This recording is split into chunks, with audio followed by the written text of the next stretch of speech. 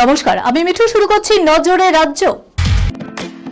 Lake view হাসপাতাল, সময় অসময় সব সময় আমাদের পরিষেবা modular OT, paediatric surgery, plastic surgery, general surgery, neuro surgery, urology, gastroenterology, gynaecology, orthopaedic, ENT, chest সমস্ত অভিজ্ঞ চিকিৎসকদের দ্বারা চিকিৎসা করা হয়।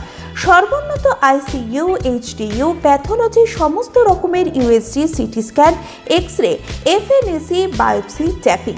শুধুমাত্র আমরাই পারি স্বল্প মূল্যে অত্যাধুনিক প্রযুক্তির চিকিৎসা।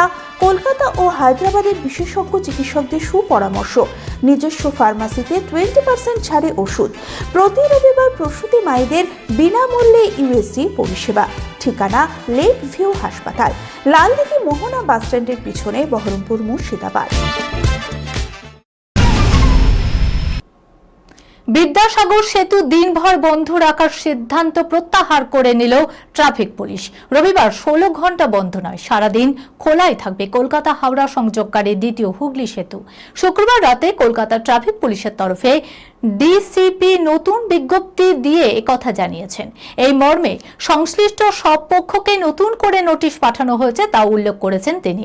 অর্থাৎ অতি সংক্ষিপ্ত সময়ের মধ্যে বিদ্যাসাগর সেতুতে যান চলাচল নিয়ে সিদ্ধান্ত পরিবর্তনের জন্য কোথাও যাতে সমন্বয়ের কোনো অভাব না হয় তা নিশ্চিত করেছে ট্রাফিক কর্তৃপক্ষ।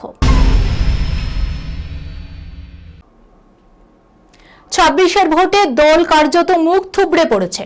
শাসক দল থেকে নিমেষে বিরোধী দলের আসনে বসেছে তৃণমূল কংগ্রেস। 294 আসনের মধ্যে মাত্র 80টিতে জিতেছেন তৃণমূল প্রার্থীরা। অনেক নিশ্চিত আসনে জয়ের দোরগোড়ায় এসেও তরি ডুবেছে। ভবানীপুর থেকে পরাজিত হয়েছেন খোদ দলনেত্রী মমতা বন্দ্যোপাধ্যায়।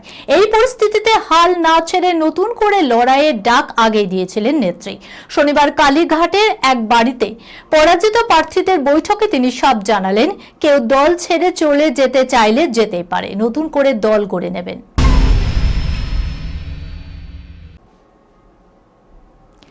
যেখানে ভালোবাসা সেখানেই মান অভিমান, রাগ মনোমালিন্য, ঝগড়া ছাড়া নাকি প্রেম অসম্পন্ন। আর ঠিক সেই কারণেই আগামী বাংলা ছবি অভিমানের পোস্টারের ট্যাগ লাইন, ভালোবাসা বাঁচে অভিমানের আছে। ইন্দ্রদীপ দাশগুপ্তের নির্দেশনায় ছক ভাঙা প্রেমের কাহিনীর সঙ্গে পরিচিত বাঙালি দর্শক। সেই রকমই আরও এক ভালোবাসার গল্প বুনেছেন ইন্দ্রদীপ। গৃহপ্রবেশের পর এবার অভিমান, আর সেই অভিমানের আছে কিভাবে ভালোবাসা বাঁচবে তা দেখার জন্য আর মাত্র কটা দিনের অপেক্ষা। আগামী 19শে জুন সিলভার স্ক্রিনে মুক্তি পেতে চলেছে ইন্দ্রদীপ দাশগুপ্ত পরিচালিত ও যিশু সেনগুপ্ত প্রযোজিত আগামী ছবি অভিমান। বড় পর্দায় প্রযোজক হিসেবে প্রথম ছবি নিয়ে আসছেন যিশু সেনগুপ্ত।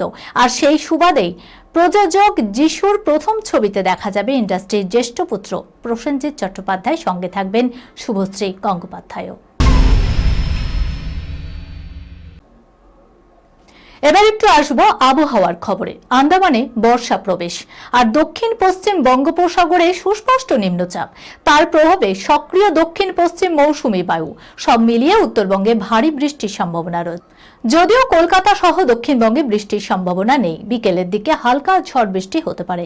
আলিপুর আবহাওয়া দপ্তরের পূর্বাভাস অনুযায়ী শনিবার কলকাতায় ঝড় বৃষ্টির সামান্য সম্ভাবনা রয়েছে। পূর্ব মেদিনীপুর, বীরভূম, মুর্শিদাবাদ, পূর্ব ও পশ্চিম বর্ধমান, পুরুলিয়া এবং ঝাড়গ্রামে ঝড় বৃষ্টির সম্ভাবনা বেশি।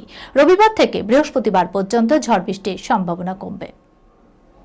এই খবরের সঙ্গে শেষ করলাম আজকের নজরে রাজ্য। আপনারা দেখছেন টিভি 24 বাংলা, সংবাদ বিনোদন সারাদিন সারাক্ষণ।